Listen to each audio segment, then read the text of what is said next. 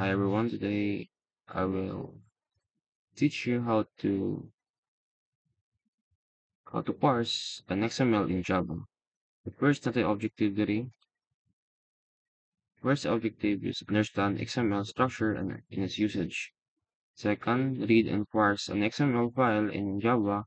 And third one is extract and modify the data from the XML document.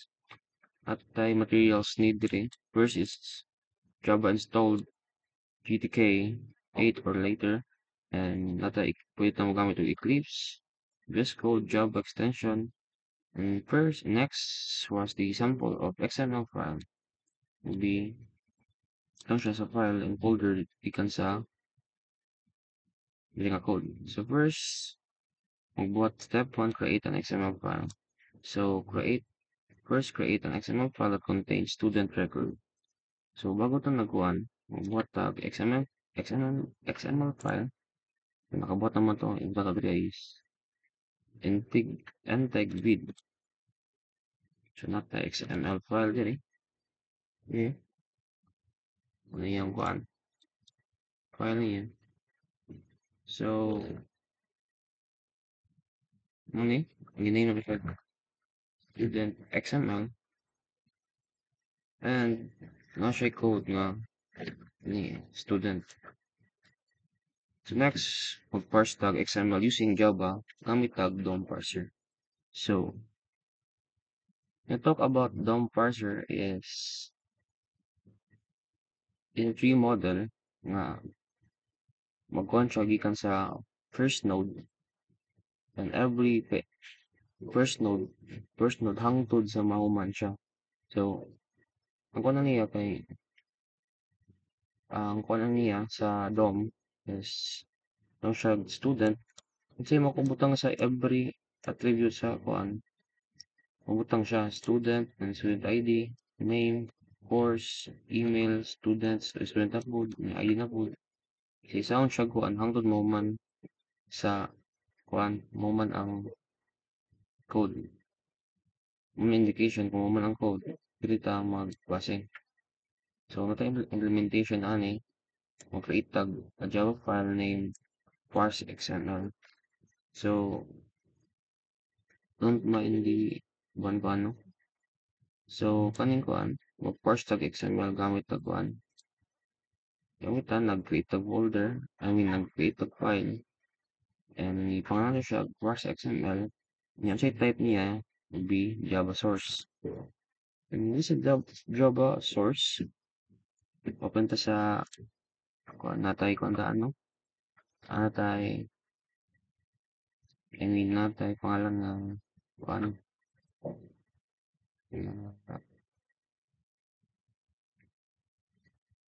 natay na ready na code.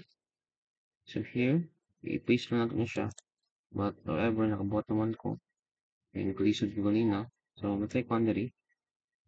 Nag-contact kining file yun. Kaya nakabutang diri so only student XML. So, ang file path diri i-reply ni. Just only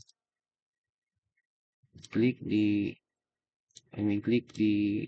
folder, then i-copy path niyo siya. I-copy path niyo, paste niyo siya diri. And, na may kuan diri, no? Okay. Nakuan kay space siya. Anyway. Space na siya. So, ang kuan niya kay nani ra. So, dito to i-double ang kaning so tawagan niya. What to know? And next is running Java program. So first, bago to siya i-run, exceeded ko ang kaning na code. And in Control S lang nato. Next, Control S. Open terminal or command prompt. So, open tong terminal. Open terminal, command prompt. And first na to, ikuan niya. Okay, Java C, compile, space, hindi pangalan sa ato ang query method will be parse XML. Mali. Parse XML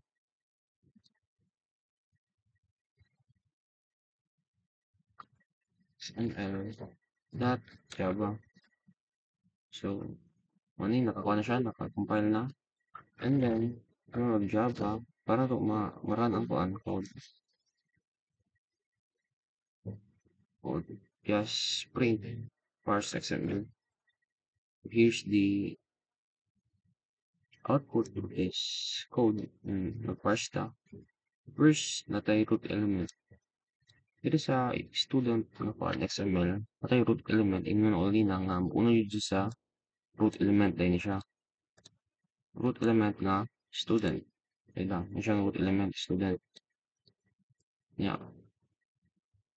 Isisound niya ang kuan, yung every node, every attributes. Ano siya makita niya, muna yung indot lang. So, natin ID will be 1. And the name, John Doe. Yeah. Course, computer science, John Doe at kuan. And next na po na kuan, dili na siya mag-kuan kay, dili na siya mag-kuan og node kay, ang code na to diri, kay,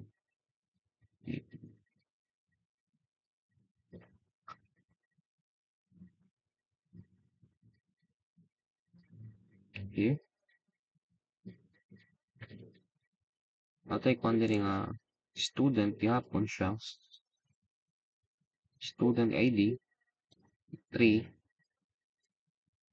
yeah, name, Michael Brown, yeah, kuan, engineering, same gihapon siya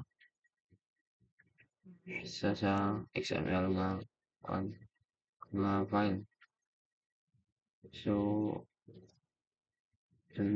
next is ID, ID2. Next, name,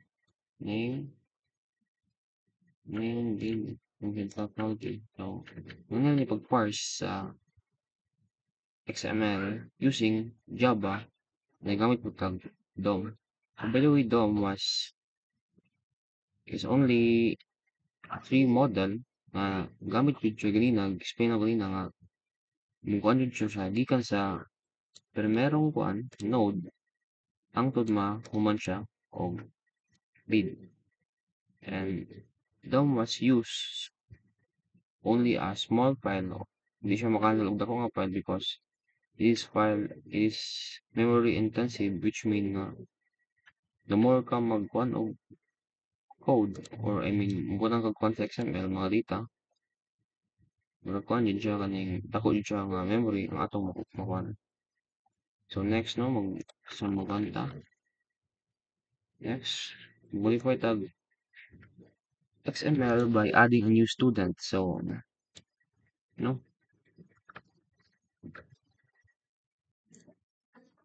So next now is nag-isod ko sa kuan kay yung mali ang kuan.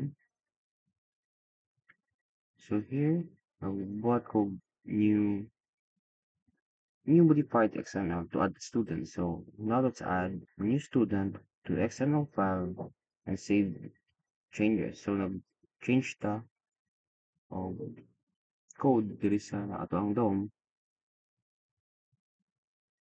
by adding a student. So natay student diri, pangalan kay student, yung ID niya kay 3, name, Michael Brown, software engineer, email. And they updated na kuan diri. So muna yung mga updated. So same gyapon sila kuan og gihatag na student name, student element. So mo ni nga ligtas sa ligtas sa base code. So sa base code same gyapon nagkuan gyapon ko. Nagbuhat gyapon ko kuan sa VLA and ipang-copy na ko nga file path niya. Kung check ipang kuan ako kuan. Tuton na ko additional nga indentation kani. And next should be updated nga student XML. So morning, student XML. Then gyapon na siya ID name. So tanawan niya dali ah. So natay use unique ID for new student.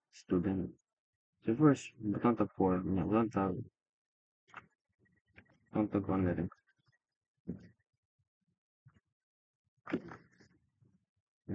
Yes, okay.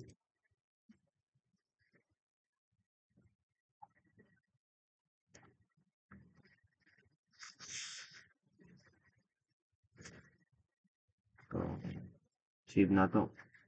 And here, i-run na to siya. I-run na to ni. So, same gap ng Java. C parse XML dot Java. Compile na nato. And next will be parse XML. So, nakabutang dili kay new student added to save the student. New student added and save to the student updated XML. So, diri sa ato ang kuan ibuhat og file ganina nga folder. Ngita na to tong kuan ibuhat. Then, i-check niyo ang kuan. Here, student updated XML. Yung here. And here's the time magkuan siya ng compile, iyang kuan, updated siya. So here, nag-add ko kuan, muna yung XML nga file. And di ba ganina sa kuan kay, kuan na to, ay John Doe, Jane Smith, Michael Brown, wala siya kaning Albert siya. So muna nga, pag code na diri sa kuan, i-add mo na to ning element, nga block of code. It says nga, use a unique ID for new student and tungod ano niya, makuha na to ang pagkuha sa mga bagong new student diri sa buang XML file. So, mo